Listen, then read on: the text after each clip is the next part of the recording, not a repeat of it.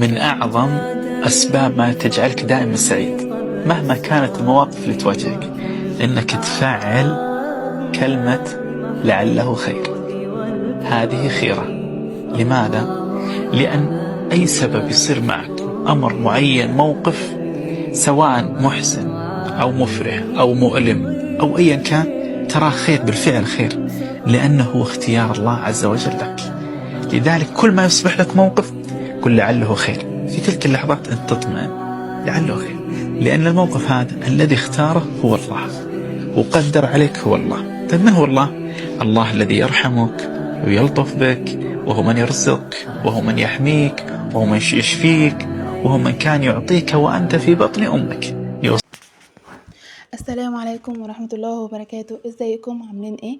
يا رب تكونوا بخير. اول حاجة كده عايزين نصلي على الرسول عليه افضل الصلاة والسلام ونبدأ يومنا النهاردة هيبقى روتين في اوضة الصالون. عملنا مع بعض المرة اللي فاتت اوضة الاطفال واوضة النوم وفرشناها وقفلناها، وخلاص كده جه دور اوضة الصالون. عندنا فيها معركة النهاردة، معركة بمعنى الكلمة. هنغسل الشباك وهنبصوا معركة، هنشوف مع بعض دلوقتي. هنا كنت بوريكم السجاد الجديد، كنت بقول لكم ان انا جايبه سجاد جديد ان شاء الله نفرشه في العيد سوا. هنا بقى بدات اول حاجه بفرشه كده حلوه عشان نشيل كل التراب اللي على الشباك. ما رضيتش انفضه، يعني علشان انا كنت للاسف فرشت الفرش بتاع الانتريه، كنت غسلاه وفرشته، والستاير برضو كنت غسلها وعلقتها، فما رضيتش انفض. انا قلت هعمل بالفرشه كده علشان يعني كده كده لما بنفض الدنيا بتتملى تراب، فقلت اعمله بالفرشه لان انا كده كده هغسله يعني. هنا بقى كنت جبت شويه ميه كده في بوله، وحطيت عليهم اي مسحوق غسيل عندنا، حطيت عليه شويه وبدات بقى في اول حاجه غسلت السلك كويس جدا، وغسلت برضو الشباك الازاز من جوه ومن بره، وكان في برضو ضلفتين كده ما بيتحركوش اصلا، جبت كرسي وعملتهم طلعت عليه وعملتهم من بره. يعني نضفته كويس جدا. يعني انا راضيه عن تنظيف الشباك المره دي، لان انا بذلت فيه مجهود كبير قوي. عاوزه اقول لكم ان على قد ما الشبابيك الالمونتال ديت شكلها حلو كده، بس تنظيفها صعب جدا والله العظيم.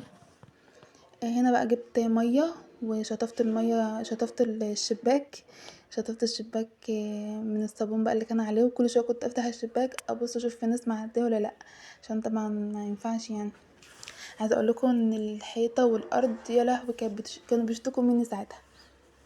هنا بقى انا خدت بالي ان انا ما شلتش السجاد من مكانه، ولحقته ان هو خلاص كان اصلا هينزل تحت الميه، بس الحمد لله يعني لحقته. هنا بقى كنت بوريكم الاباجوره دي، الشابو ده عايزه اغسله بس مش عارفه اغسله ازاي، لان هو ما بيتفكش اصلا، والقماشه بتاعته بليسه كده داخله في بعضها فبتكون تراب، فانا نفسي اغسله بصراحه. فمش عارفه اغسله ازاي، فاللي يعرف اغسله ازاي يقول لي لو سمحت. بس هنا بقى كنت خلصت الشباك وعملت الستاره كمان لو تلاحظوا زبطتها.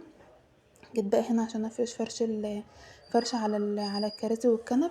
هو بصوا ممكن ما يكونش لايق، يعني هو مش لايق انا عارفه، بس يعني حاجه مؤقته على ان شاء الله ما بقى اشتري له حاجه كويسه يعني، بس عشان انا كنت لسه غاسله الفرش بتاعه كنت هزعل قوي لو كان هيتبهدل يعني. هنا بقى برضو كنت مسحت بقى حوالين ورا الكراسي كلها، بس ما جبتش بصراحه المسح معاكم، كنت بشد الكنبه او الكرسي امسح وراها وارجعها تاني كده زي ما احنا شايفين كده. هنا كنت شديت الكرسي مسحته وراه ورجعته تاني مكانه، وحطيت بقى عليه المخده بتاعته وبس. وهنا بقى انا كنت خلاص خلصت وبفرش السجاده، وتعالوا بقى نشوف الاوضه مع بعض.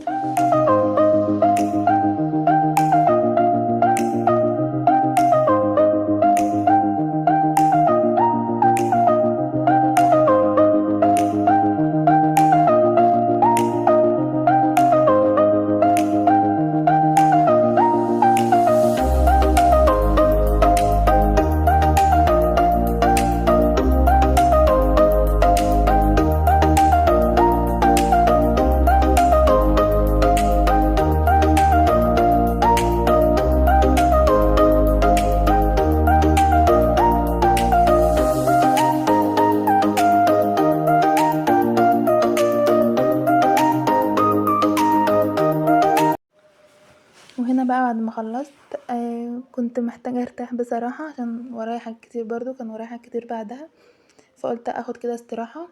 عملت لي كوبايه نسكافيه. طبعا انتوا عارفين ان الترويق بيجوع ف... فكنت جوعت ساعتها. عملت لي سندوتشين جبنه مع كوبايه النسكافيه.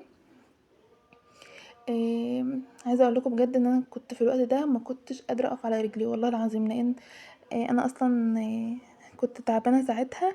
فقلت بقى هعمل كوبايه النسكافيه دي واقعد بقى اشربها كده في روقان. بس طبعا معرفتش اشربها في روقان خالص، اي حد عنده اطفال هيبقى عارف اللي انا بقوله. بس الحمد لله الحمد لله على كل حال يعني. الحمد لله انا طلت لي منها شويه، شربت لي شويه وهي شربت شويه. بس بمناسبة بقى اللحظة الحلوة دي بتاعت كوباية نسكافيه، عايزة اشكر كل واحد دخل على الاكونت بتاعي واشترك وبيتفرج على الفيديوهات وبيحط لي لايك، بجد شكرا جدا ليكم. يعني حابة ان انتوا تشجعوني، لان انا اصلا حابة المحتوى ده وحابة ان انا اكمل فيه ان شاء الله. فشكرا بجد ليكم كلكم والله. بصوا بقى الفقرة ديت، انا مش عارفة انتوا هتحبوها ولا لا، بس انا عن نفسي بحبها.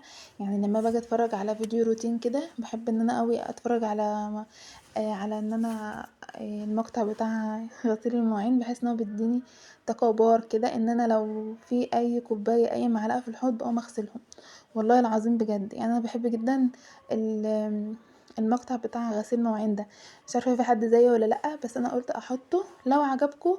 ممكن ابقى اعمله تاني، ما عجبكوش خلاص مش مشكله. يعني مش هحطه تاني في الفيديوهات. بس حبيت ان انا اعمله، ان انا اشجعكم بيه. اي حد عنده مثلا حاجه محتاجه تتغسل يقوم يعملها. الاذان.